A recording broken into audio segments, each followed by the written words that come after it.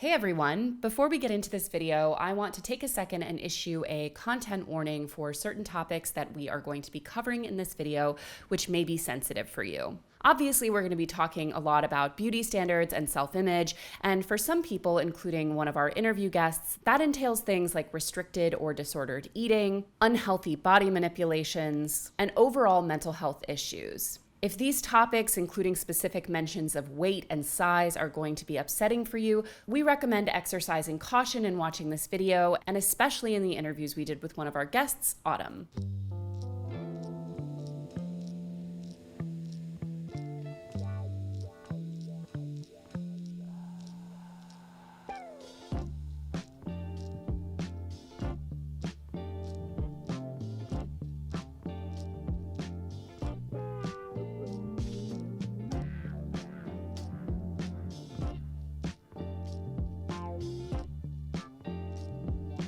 When you search the quotation, "There are no ugly women, only lazy ones," you'll find a surprising variety of potential sources. People like Coco Chanel, Karl Lagerfeld, Helena Rubinstein, etc. But it almost doesn't matter who might have said this, or when it was said, because it's a belief that is not only woven into the society we live in at every level, but is an idea currently upholding several massively profitable economic systems, by keeping all of us, especially women, on a permanent hamster wheel of aesthetic inadequacy. That said, the more accurate framing today might be, there are no ugly people, only poor ones, because we've increasingly made beauty both something you can purchase down to the surgical level and something that's always expanding ever upward into algorithmic unattainability. Now, we've touched on aspects of this topic before because, to be clear, "you're not ugly, you're just broke, or just poor" has been a pretty common cultural theme for the past few years. We've talked about it on my YouTube channel, on our podcast Too Good to Be True, and we'll highlight some of our past discussions. But I want to do a deeper dive into this phenomenon as it's currently shaping our lives, because as we'll talk about, it's not just about how you look.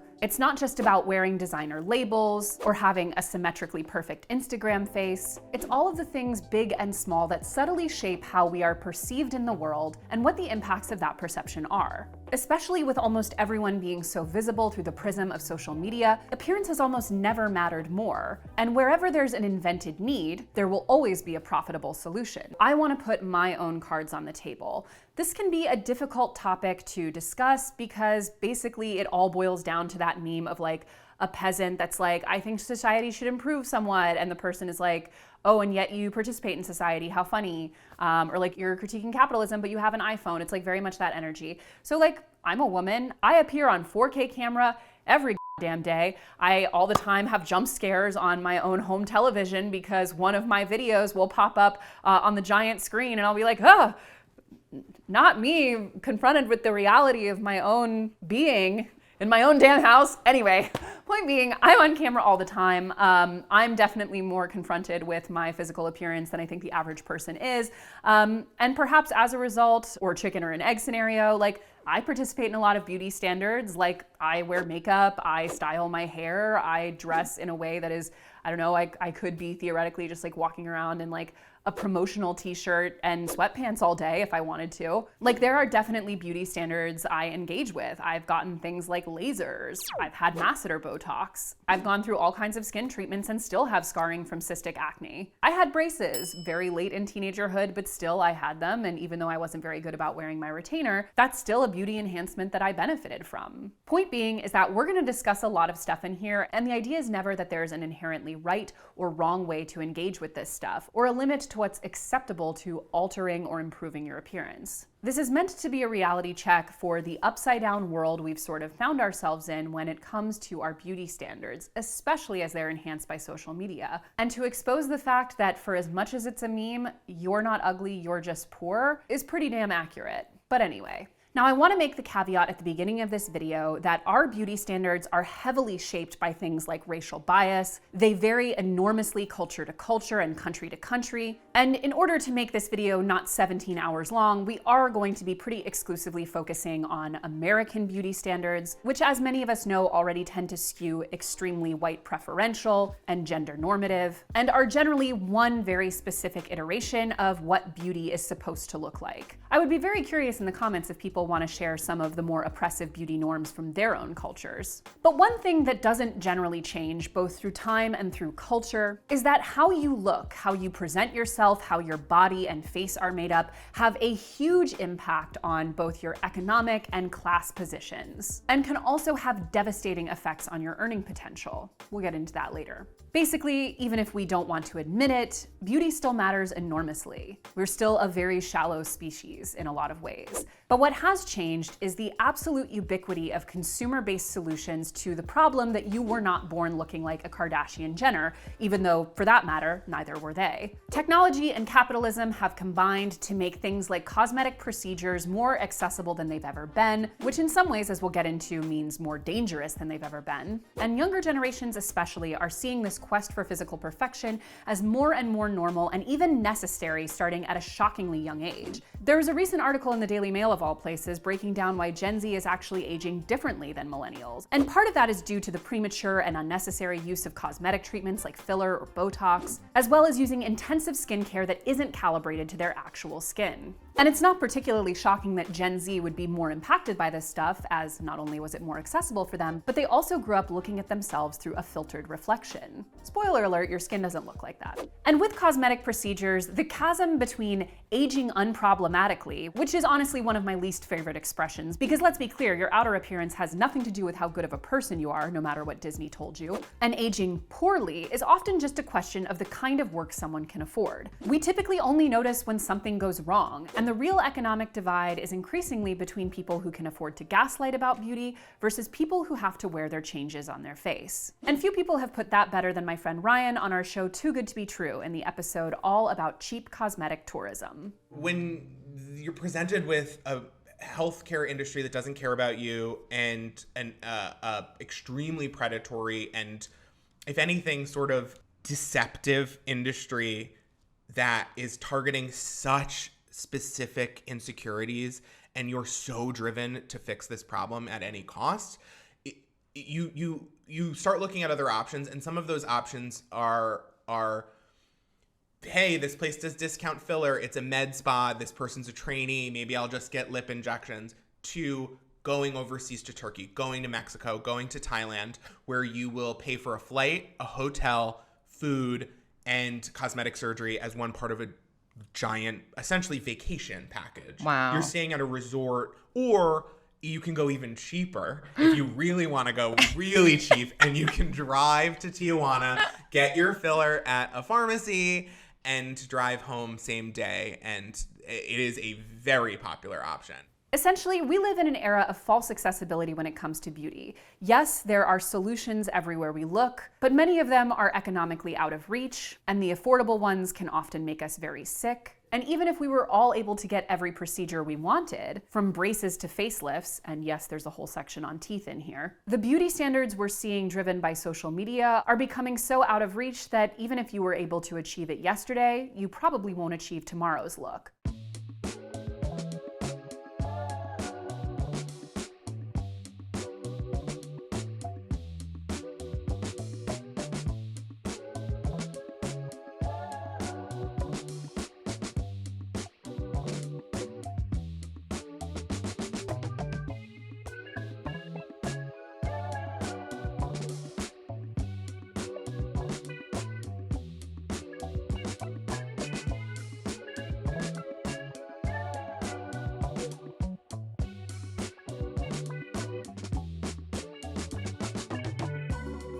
Chapter 1, a brief history of rich people beauty.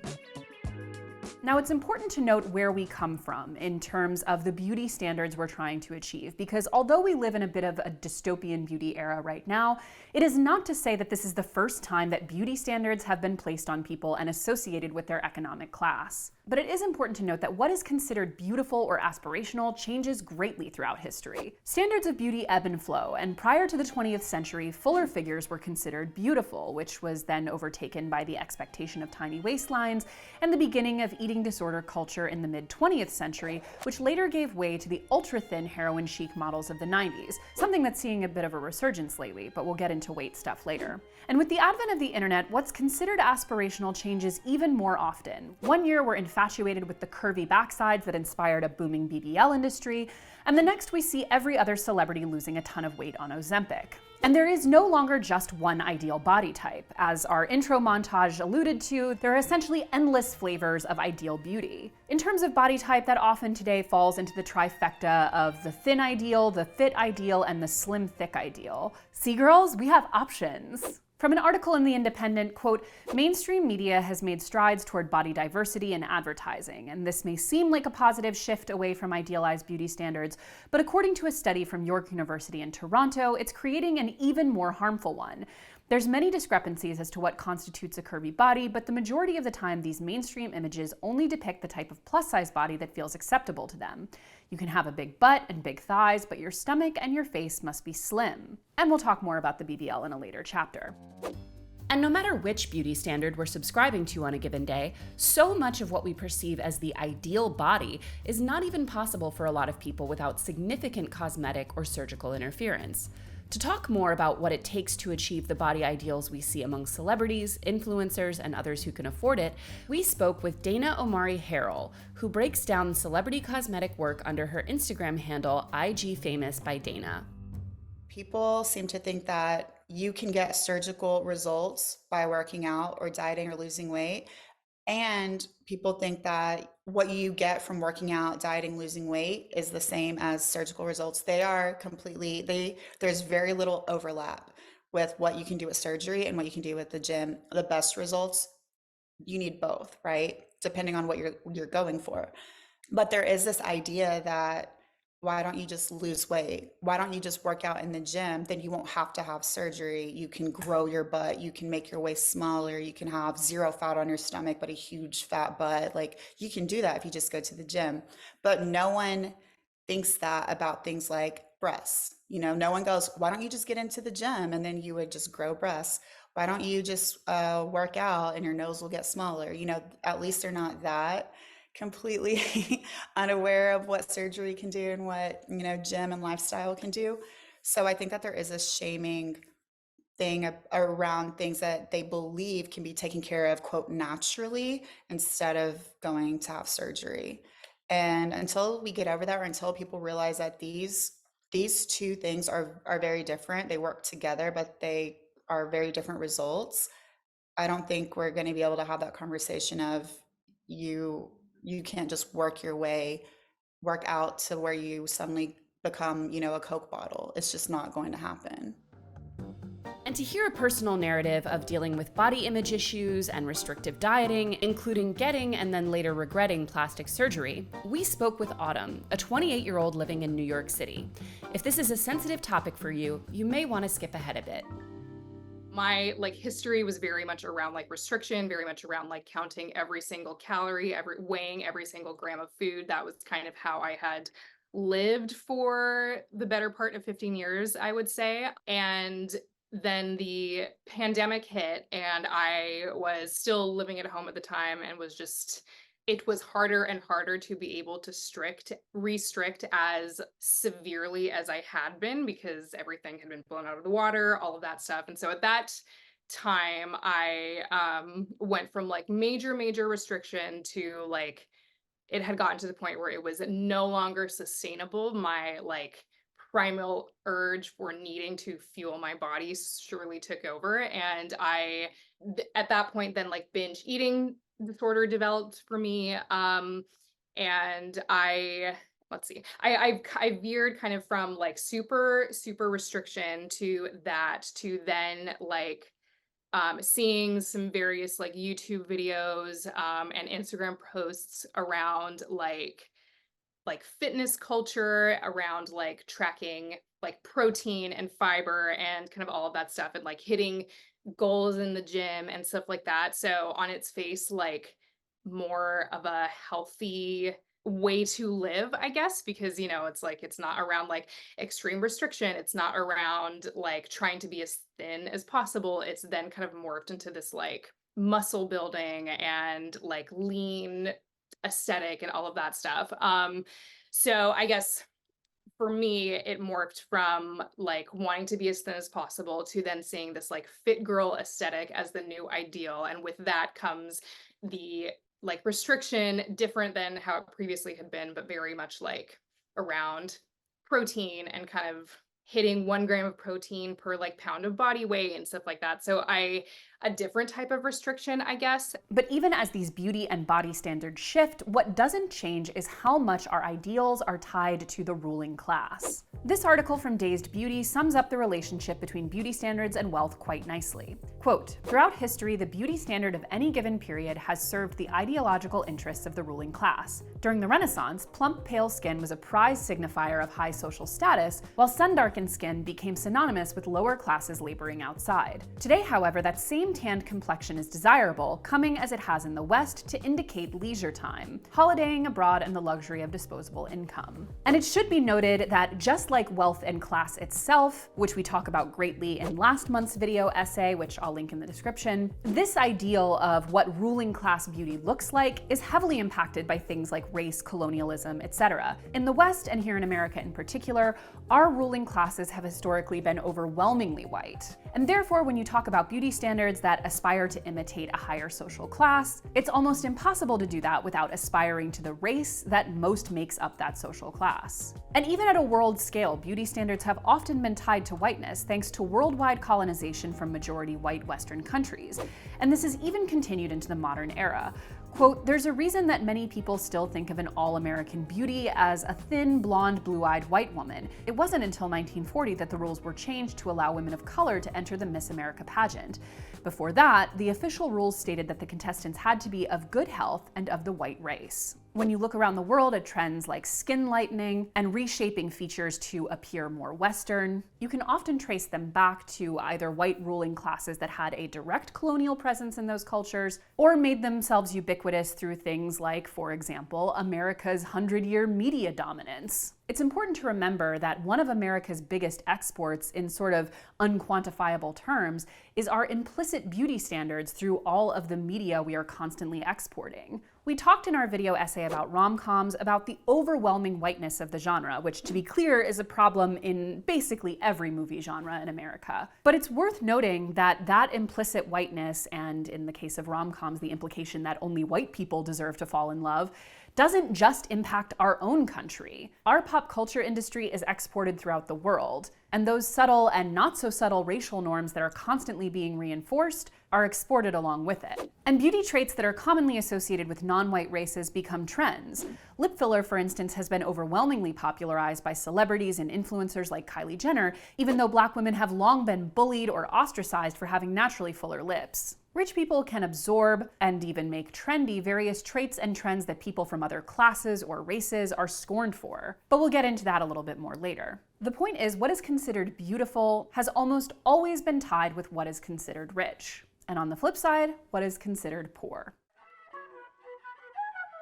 Chapter 2: Teeth, Hair, and the Aesthetics of Poverty. So while wealth absolutely has a look, so does poverty, even if, as we discussed, some of that look can be absorbed and recycled and made chic by rich people opting into it. This is especially common with things like fashion. But I'll let my former self from a recent members-only video on rich people cosplaying poverty explain this in a little more detail. A wealthy person in some ways identifying with or even cosplaying as a person of lower classes could potentially be a good thing if that led to things like structural solidarity or advocacy for materially improved conditions or better tax policies or a more solid social safety net or literally anything that would benefit the poor and middle classes. But more often than not, we often see the wealthy, especially wealthy creatives, adopting poverty or middle classdom as an aesthetic, or as a shorthand to seem more authentic and relatable than they actually are. But many of the symbols of poverty aren't just the ripped jeans that a cool college kid can take on or off with trends. In fact, the results of wealth are so baked into our appearance that people can actually tell who has money just by looking at their faces. From a CNBC article on a study on the topic, Quote, Bjorn's daughter and her co-author, psychology professor Nicholas O'Rourke, had undergraduate subjects of various ethnicities look at grayscale photographs of 80 white males and 80 white females. None showed any tattoos or piercings. Half of the photos were people who made over $150,000 a year, which they designated as upper class, and the other half were people who made under $35,000 or working class. When the subjects were asked to guess the class of the people in the photos, they did so correctly 68% of the time, significantly higher than random chance. And even on a very structural level, the health and quality of our various organs and features, especially when you consider things like generational wealth, and as we've discussed in previous videos, the majority of wealth in this country was to some extent born wealthy. Generations of things like having great access to nutrition and healthcare and physical activity and education on maintaining our health and appearance, and all of these other factors can lead to physical outcomes that quite literally show on our faces. But when it comes to physical traits that can almost instantly mark the difference between a wealthier and a poorer person, few are more clockable than teeth and hair. On the teeth side, good dental, let alone orthodontic care, is very much a luxury in this country, and making it out of adolescence with straight, white, healthy teeth is something only afforded to a certain socioeconomic bracket, and social media has provided a stark look into the consequences of not growing up with the privilege of good teeth. Some of you guys may have seen this woman who went viral on TikTok recently, talking about some of the dental and orthodontic struggles that she's been through. I'm posting it because I know there's other people out in the world who struggle with the same thing I do. Now, of course, thanks to the power of social media in her case, she actually was able to secure treatment for her dental issues. But going viral on TikTok as a solution to health problems is, as I think we all know by now, basically like playing the lottery. At scale, millions of Americans are living with horrendous dental and orthodontic issues, and especially given the way our insurance system is set up, completely unable to treat them if they don't happen to go viral for their story. Dental insurance is often not included in medical insurance or covered by employers. In fact, we've linked an entire article about how insane the entire system of dental insurance is in our country, even by our own insane insurance standards. And as a result, teeth in particular are something of an economic battleground, according to a Washington Post report, due to the, quote, humiliating divide in basic dental care. Quote, nearly 1 in 5 Americans older than 65 do not have a single real tooth left. And the inability of these lower income patients to get any actual lasting treatment for their dental issues has resulted in a situation where many of them are put on cycles of antibiotics and, you guessed it, opioids to maintain and deal with the pain. And as we'll get into a bit later in the video, the consequences for looking poor or not be aesthetically pleasing according to our standards, which in America include very white, very straight teeth, can be huge. People can be afraid to go to job interviews because they know when they open their mouth, they will be revealing their socioeconomic class. People will be considered less qualified because they didn't grow up with parents who could afford to get them braces. Now, similar to teeth, for reasons both racial and socioeconomic, although as we've discussed, those are often one and the same, hair has long been a class signifier that can determine everything from your perceived attractiveness to your professional viability. For a deeper dive on this very topic, YouTuber Intellectual Media's video essay, A Black Women's History of Hair, gives a really good primer on the history and perception of Black women's hair choices, including how things like natural hair have historically been discriminated against in the workplace, which still happens to this day. I highly recommend checking out her full video at the link below. And even the existence of hair itself on the top of our heads, especially for men, has also become a bit of a class divide. Because basically anyone with access to enough resources can now buy themselves a lush head of hair, especially as it pertains to male pattern baldness. A little montage of celebrity men who randomly grew hair at the age of 40 plus. And speaking of hair transplants, it would be near criminal to talk about the ways in which teeth and hair signify economic class if we didn't mention the great nation of Turkey. Basically anyone who's watched a reality television show over the past several years, especially one based in the UK, is familiar with the phenomenon of something called turkey teeth. And just so we're all on the same page, turkey teeth refers to veneers, which are obtained in the country of Turkey for more relatively affordable prices by Western standards, and are therefore often more visible or noticeable. There is also, it should be stated, turkey hair, where these hair transplants we mentioned are able to be attained by somewhat more average men, although let's be clear, it still does cost a fair amount of money to get a full head of hair in Turkey. But the turkey teeth phenomenon, which has befallen many a cast member of Love Island, is an interesting way in which the already existing class divides between good and bad teeth get an additional layer of unattainability. Because now you have the divide amongst people who can afford to get procedures of relatively high quality, because even though more people are theoretically able to enter the pantheon of good teeth, i.e. straight white teeth, the less money you have, the more obvious those interventions, and this is true for hair transplants as well, are likely to be.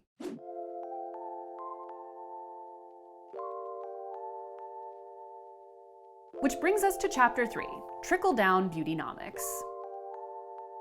So as the wealthy pour more money into their appearance, or simply change the way that they are pouring money into their appearance, cottage industries pop up to help lower classes emulate the same results, often to their own detriment. Quote, often those who are celebrated for their beauty are increasingly people who have undergone various surgeries and treatments. The "I'm not ugly, I'm just poor" meme format is a reflection of that change. Using before and after pictures of high-profile celebrities like Bella Hadid, Kylie Jenner, and Simeon Hayes, it demonstrates how money, rather than genetics, is all that's necessary to create a face that's deemed as beautiful. Celebrities are still a little bit weird about addressing if they've had work done, and I really think it comes from, and one of my favorite people on Instagram, her name's Clementine Ford, she was talking about how it is a prosperity gospel, that if you are a good person, you are going to be favored, you're going to be blessed, and that's going to include your looks.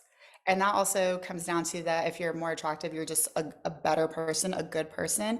And so I think that a lot of these celebrities don't want you to know that the difference between them and you is not that they're inherently better, that they have better genes, that they're more favored, that they're more blessed, is that you could just buy it. They don't want you to know that. And so they keep it a little bit more hush-hush. So let's look at the cheap plastic surgery tourism trend, for instance, which, as I mentioned, we have a whole deep dive on one of our episodes of Too Good to Be True. While there basically are no limits to the types of cosmetic procedures that people are seeking abroad, both for services that aren't performed in the US or products which aren't approved here, as well as for comparable procedures, there are a few which are extremely popular: rhinoplasty, breast augmentation, veneers, facelifts, weight loss surgery, and Brazilian butt lifts. These procedures can often be a fraction of the cost in the US, with, for example, the aforementioned Turkey averaging roughly half the price of American surgeons per procedure. But there are, of course, real dangers to any elective surgical procedure, dangers which are seriously increased when you are cutting costs on the quality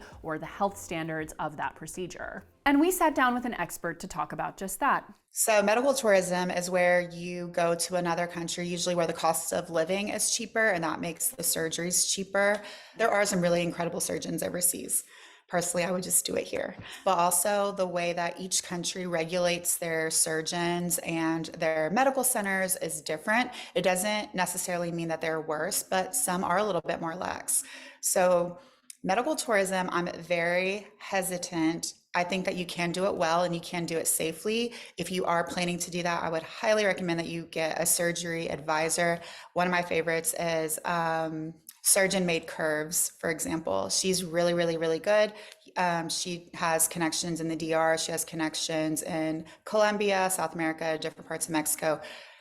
If you get a surgery advisor that's going to be there every step of the way with you, they have that relationship with the surgeon, with the facilities. They see the things that you don't get to see, you know, if you're being, not if you're being, you will be under anesthesia and things like that, and they can advocate for you. So if you're going to do that, I would find a reputable surgery advisor. I would never recommend someone to just, look up prices and go somewhere. Side note, the entire digression in the Lula Rich documentary about the traveling to Mexico to get weight loss surgery, like sort of prize / like girls club within the LuLaRoe MLM. They called themselves the Tijuana Skinnies. Like, that entire digression to me was like probably the most interesting part of that, because like the nexus between like cheap cosmetic tourism, weight loss surgery, MLMs, like that's America, baby. Like, that's like a Norman Rockwell painting. But to really explore some of the dangers of these cheap outsourced surgeries, which by the way, can still be very dangerous even when performed in the US, Let's look at the BBL. So the BBL, or Brazilian butt lift, gained popularity as the most popular cosmetic surgery of 2021 by taking fat from unwanted areas of the body and transplanting it into more desirable places. The Brazilian butt lift also became the deadliest plastic surgery in the last 5 years. Seeking these procedures abroad can also increase potential harm due to the varying degrees of regulation. Quote, vacation destinations may not have formal medical accreditation boards to certify surgeons or medical facilities. Many facilities are privately owned and operated, making it difficult to check the credentials of surgeons, anesthesiologists, and other medical personnel. There are no U.S. laws that protect patients or mandate the training and qualifications of physicians who perform plastic surgery outside of the U.S. There may be no legal recourse if negligence by the physician or institution occurs. And by the way, it must be reiterated, cheap back alley surgeries with unqualified professionals and unsafe materials is also very much a phenomenon here in the US. There was a very interesting and horrifying mini doc on this phenomenon set in Miami recently, which you can check out here on YouTube. And the unsafe beauty procedures that are being marketed to lower income people who want that same ultra wealthy look can even take place in the supposed safety of your own home, with things like at-home versions of Botox and fillers. And then in terms of back alley Botox or DIY, no, absolutely no. Like, I don't even want to even validate it with any other thing than these are medications. These are pharmaceutical medications that technically every time you get Botox, it's technically a prescription medication, not the provider is prescribing you. There is no substitute for that you can make at home. If you can't ask for their credentials, if the clinic isn't clean, like, why would you do that? That's dangerous. That's horrific. And you may be asking yourself, why would anyone go for these cheap alternatives if they know how unsafe they are? We did a video on pretty privilege last year that addresses the economic cost of not looking the way society wants you to look. Because to be clear, being perceived as conventionally attractive has real financial implications. Although interestingly, not as much as being seen as unattractive has penalties. It's undeniable that certain markers of attractiveness confer huge benefits financially and professionally. And as I mentioned, it also generally leads to people ascribing you better characteristics that have nothing to do with attractiveness, like being more trustworthy, likable, etc. And this isn't shocking when we consider just how much this association between attractiveness and worthiness is ingrained into us even as children. For example, it's pretty much common knowledge by now, but when we look at children's entertainment, like Disney movies, etc., it's usually the case that the protagonist, the love interest, the hero, the princess are all beautiful, while often the villains are defined by their physical unattractiveness. And sometimes the connection between being unattractive and being evil is made explicit and direct. These characters are ugly because they're evil, and their outward appearance is a reflection of their unworthy interiors. You don't have to get anything done. Like, at the end of the day, this is our one life, our one body. Do or don't do whatever makes you feel happy, whatever makes you feel comfortable, whatever makes you feel confident. But if you do something, please make sure you use a reputable provider, a reputable surgery advisor. You go through those channels and be as safe as possible. It is not worth it to get something cheaper just to be having it done. Like, correction is way more expensive, way more painful, and that's assuming that it wasn't something that was more fatal. But if enhancing various physical traits in order to come closer to a specific beauty ideal is increasingly popular, and we are being marketed more and more cheap ways in order to achieve it, the gold standard of aspirational beauty is still the general, vague, and in my opinion, quite destructive ideal of anti-aging.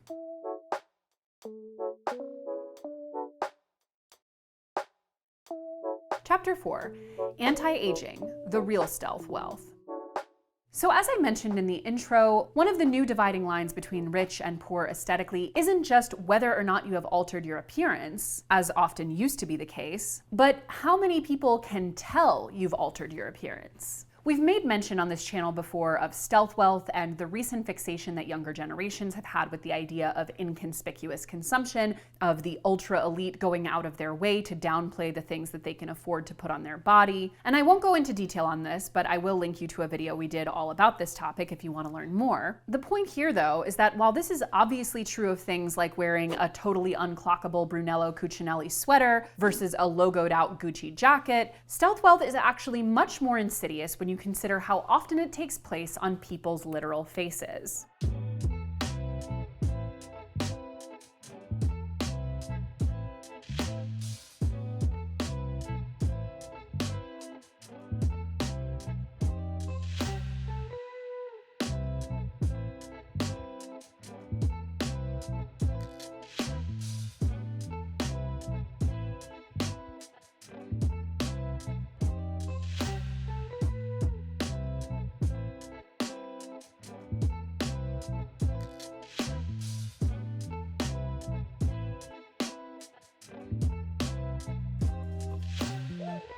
We still sometimes have this perception that only people who have very visibly altered their appearance have done so, but this simply is not true. In fact, it's much closer to accurate to say that, especially for people in the public eye, some form of treatment past a certain age is much more the norm than the exception. And things like retinoids are incredible. They actually do make your skin thicker, like increase your collagen.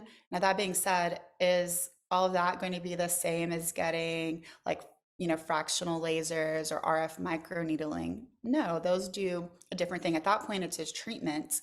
And then, of course, things like facelifts. Facelifts are literally where moving your soft tissue back to where it was when you were a little younger and attaching it there, redraping your skin.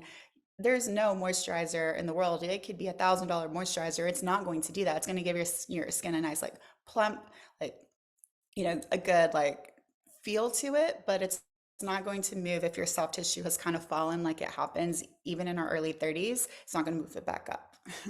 And I should note that this isn't entirely about wealth, right? Like, you can have a ton of money and still get very noticeable or ill-advised work done. But it is definitely correlated with wealth, as much of what defines the most expensive procedures is often a question of subtlety, and how more effective things like facelifts versus Botox and filler, for example, will have a much higher upfront cost, and often much more subtle or unplaceable results. It's especially true when you consider just how dangerous and potentially disfiguring some of these cheapo procedures can be, as we discussed. That said, the concept of aging in general, not just through surgery, but through all kinds of treatments and science experiments, is a growing industry all on its own. And whether you are a tech bro biohacking or an A-list starlet who just went in for her latest mini facelift, the value of staying young is only continuing to grow. The global anti-aging market is expected to grow from $200.12 billion in 2022 to $422.81 billion by 2030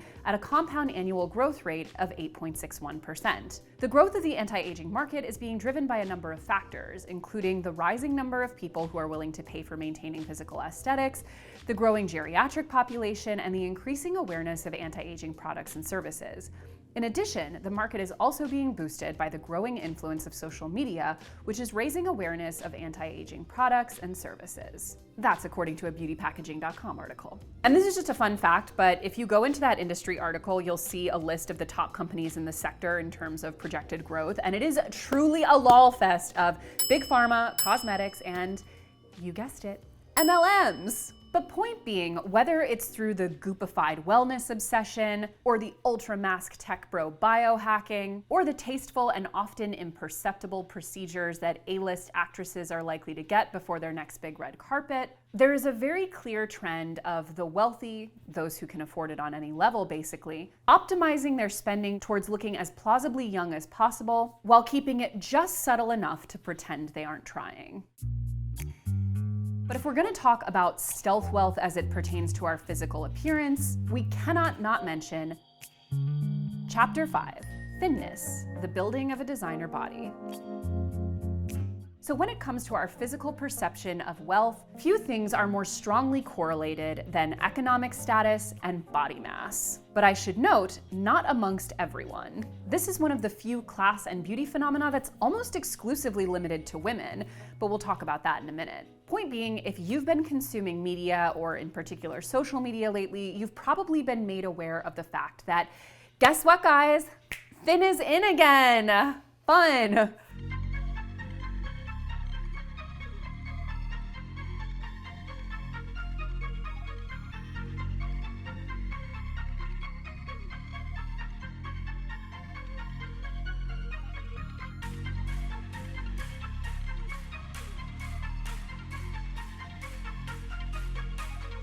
Now, there's been a lot of speculation as to what has led this pendulum swing from a more curvy ideal body type in the 2010s to what is now a more unambiguously thin ideal.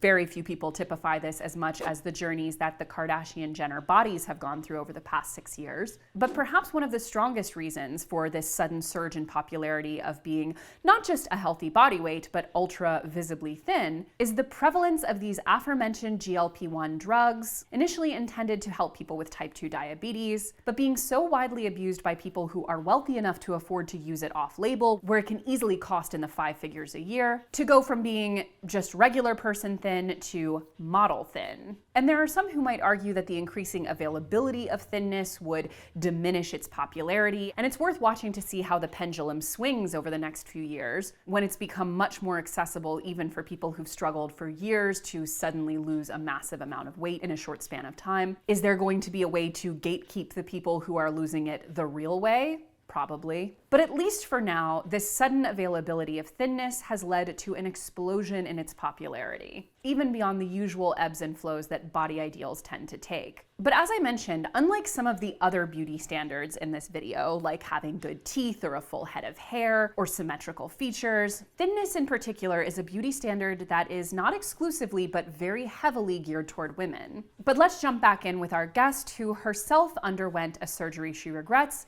specifically to fit into that more ideal body weight. Growing up, like I mentioned, I had always kind of struggled with my weight. I was the tallest, largest person in my class every year throughout elementary school, so that really kind of stuck with me. And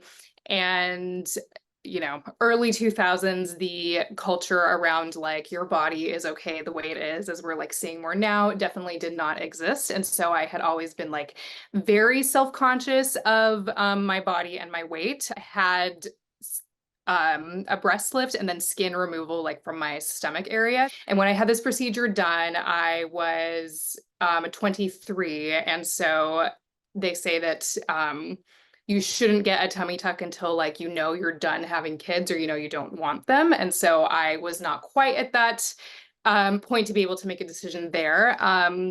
It cost around $6,700, I believe. Which was less than it would have been had it been the more invasive, traditional tummy tuck, I guess. At the time of getting the surgery, I had been, my weight had fluctuated quite a bit, but at that point I had been consistently losing weight for quite a while, and I weighed about 120 pounds, which is not an unhealthy weight if we're measuring by BMI and all of that stuff, which we know is a flawed metric, means nothing, kind of all of that. But just to say that that weight for my body was definitely way too low. I had every marker kind of poor health in the terms of I was cold all the time. I remember it was summer and the weather was literally 100 degrees and I needed a sweater. I hadn't had a period in 5 years. Just all of these things that were that is not healthy. But because my weight was technically in the healthy range, at the time of getting the procedure, I wasn't questioned about it. I was assumed to be of sound mind when clearly I was not. Essentially, the economic impacts of body size, both positive and negative, are strongly impacted by gender. Put simply, wealthy women are thinner than their poor counterparts, much more so than wealthy men. And a lot of that is due to how larger women are treated and paid. So this is from a very good breakdown on the relationship between weight and economics, which is chock full of good studies on the subject to go check out, but I'll just take one quote. While it is hard to calculate a gender gap for someone not employed because of their weight, there is evidence of discrimination for women on the basis of their weight in the form of a myriad of studies that show that overweight or obese women are paid less than their thinner peers, while there's little difference in wages between obese men and men of a healthy weight. Overweight and obese women are also more likely to be discriminated against in job applications and the workplace, and will receive lower starting salaries than non-overweight women. What also should be recognized is the background of general discrimination against people of a larger weight. This is backed up, as the Economist article notes, by data from the implicit bias test run by Harvard University, which found that attitudes towards heavy individuals have become substantially more negative. I very vividly remember being a kid and the tallest, largest one in the class, having boys say mean things about me. I very explicitly remember that. I remember, being in high school and being larger than my peers, not receiving romantic attention and kind of all that stuff, and just the impacts of that on my self-esteem.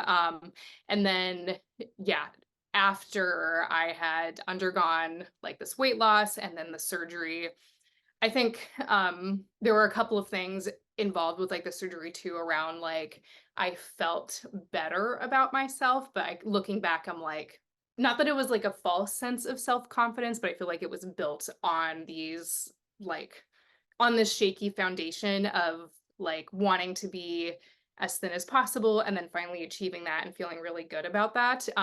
But yeah, I mean, I absolutely received more romantic attention, both just generally post weight loss and then post that surgery specifically. And one thing it is worth noting is that, as we discussed earlier, beauty standards tend to change greatly with what is associated with wealth. Essentially, at a macro level, thin is in for quite some time in our society, in part because it's what's associated with the leisure class, particularly for women. Whereas back in the day when we were all on the Oregon Trail, or plowing, or walking 2 miles each way to the market to go sell our goods and wares, being heavier was a sign that you didn't have to do any of that shit. And we also can't talk about thinness as the ideal without talking about its more insidious counterpart, wellness.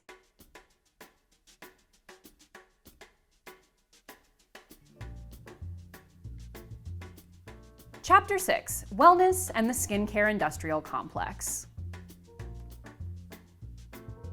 Now, the beauty industry, especially in recent years, with our younger generation's more acute awareness of health in general, in repackaging a lot of the typical old beauty standard stuff, look prettier, be thinner, etc., as being about health or self-care, rather than about conforming to some objective standard. Now, not only is this constant quest toward thinness able to be repackaged as a wellness journey, up to and including the many people who suffer from orthorexia, which is an eating disorder characterized by an obsessive need to eat in a healthy or, quote, clean way. We've done previous breakdowns on the entire farce that is, quote, clean eating anyway. You can get into that at the link in our description. But particularly as it pertains to our skin, as I myself have noted on TikTok.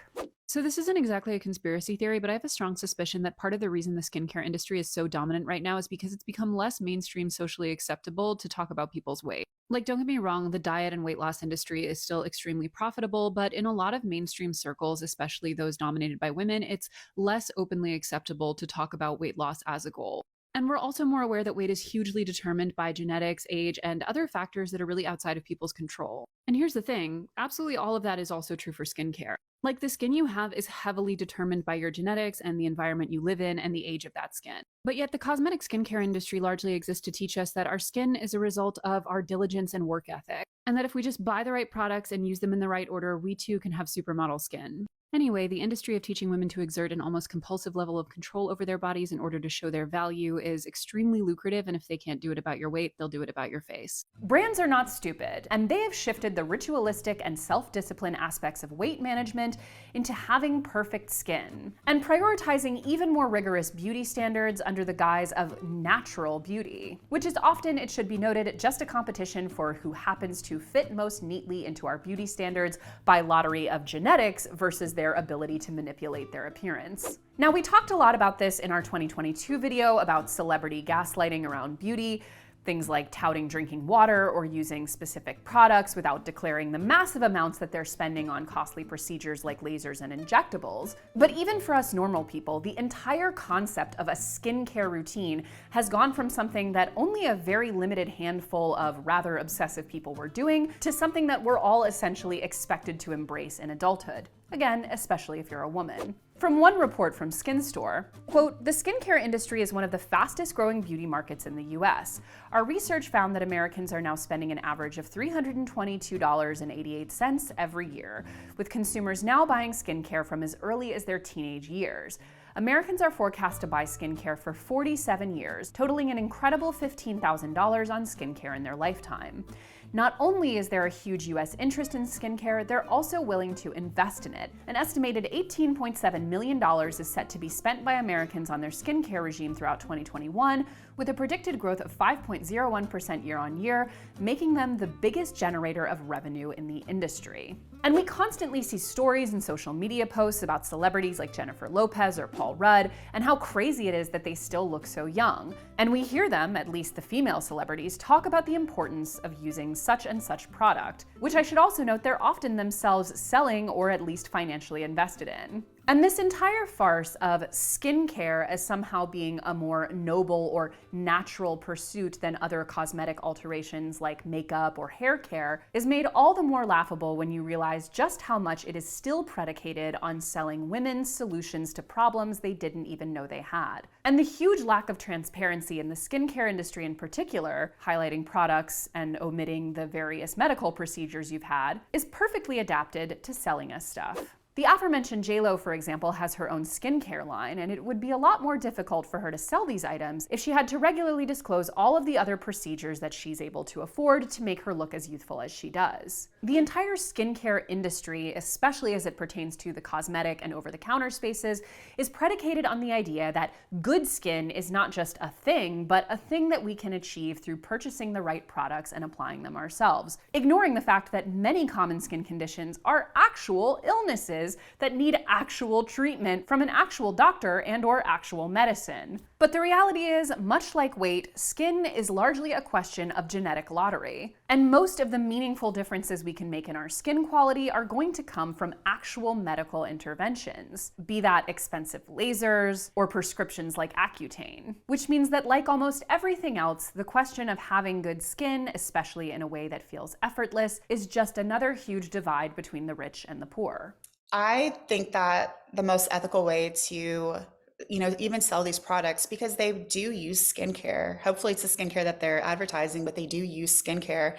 And I think people, whether it's with skincare or if it's like with working out, for some reason people tend to think it's an either or. Like if they exercise, they can't possibly have surgery. If they have surgery, they obviously don't exercise. And that's not true, especially for the people who look really, really, really good. You want to have all of those things in line, right? You want to make sure you're eating well, you're sleeping, you're getting all the nutrition you need, you are getting the exercise, and you probably are having surgery if you are some of these celebrities. So for people to separate it and think, okay, if they use the skincare, they're definitely, they don't need surgery. That's not true. They probably have had all of those things. So I don't think it's a bad thing for celebrities to say something like, yes, I use retinols. Yes, I moisturize. Yes, I use sunscreen, but I also get lasers once a month, and I also get Botox every 4 to 6 months. And they don't have to disclose it all the time, but I think that if they're pretty open about things in general, people do remember it. And when we're writing an article, like say,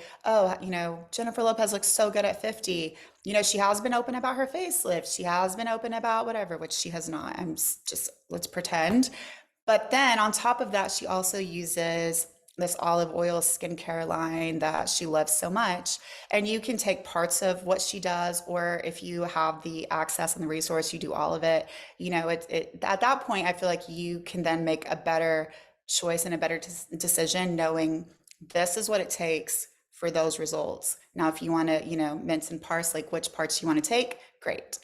It always makes me think of in Legally Blonde. Liposuction! Oh God! No, where she was willing to go to jail for murder, then release how unethical it was that she, did the lipo and the workouts.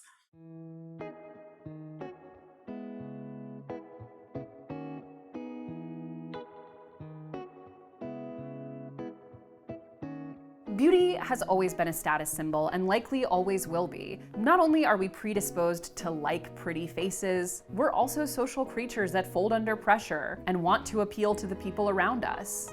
but beauty is deeply subjective and is a constantly moving goalpost that's heavily informed by basically whatever rich people happen to look like. Today, we've convinced ourselves that we live in an era of democratized beauty, and we've bought into the idea that achieving a certain standard of beauty is something that anyone can access. But even though we may have more tools to do it and are more constantly exposed to those beauty ideals themselves through things like social media, ultimately the entire beauty industry as an economy is one of maintenance, of keeping women in particular on a constant cycle of needing to buy more.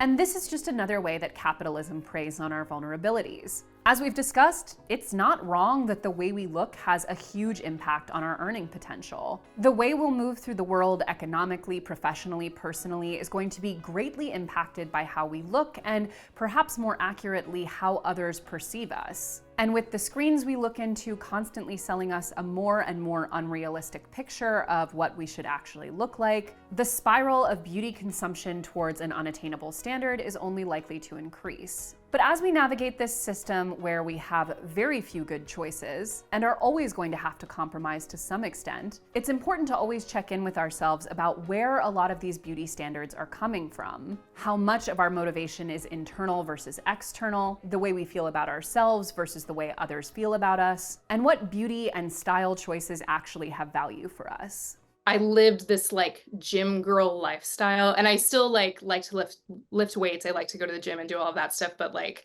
in the sense of, you know, tracking my protein and like tracking my steps and like doing all of that for a couple of years. And then I think at that point, I was tired of it. I was like super exhausted from it. I think having seen different influencers who really pushed ideas around like, you know, your body is an instrument and like do movement that feels good to you and stuff like that, that's very like revolved around self-care. I think I had eventually gotten to the point of like, what is this all for? Why have I been living this way? I think also seeing like representation around different body types like really helped on Instagram and stuff. I full-heartedly like agree with the statement, you're not ugly, you're just poor. I think like in my case, I was only able to do that surgery because I was living at home, because I was able to like save up for it, because I didn't have like traditional expenses associated with like being an adult out on your own. I think like even now, just looking at my income and expenses and all of that, like I have limited money to be able to like dedicate to anything related to like improving my appearance. And I think I definitely have fallen into waves of like, oh, everyone in their 20s on TikTok now is talking about like getting Botox and how that's preventative, or like you truly can only do those things if you have disposable income, which like most of the world does not. And yeah, I think like social media too is such a vacuum of like not reality. Like you see all of these procedures and all of that stuff, and like it is just not realistic. Like it's just money. You can't totally unplug yourself from the beauty matrix, because that would basically mean unplugging yourself from society, unfortunately. But you can become a conscientious objector to its worst excesses. Thanks for joining us, and I'll see you next month on a new video essay.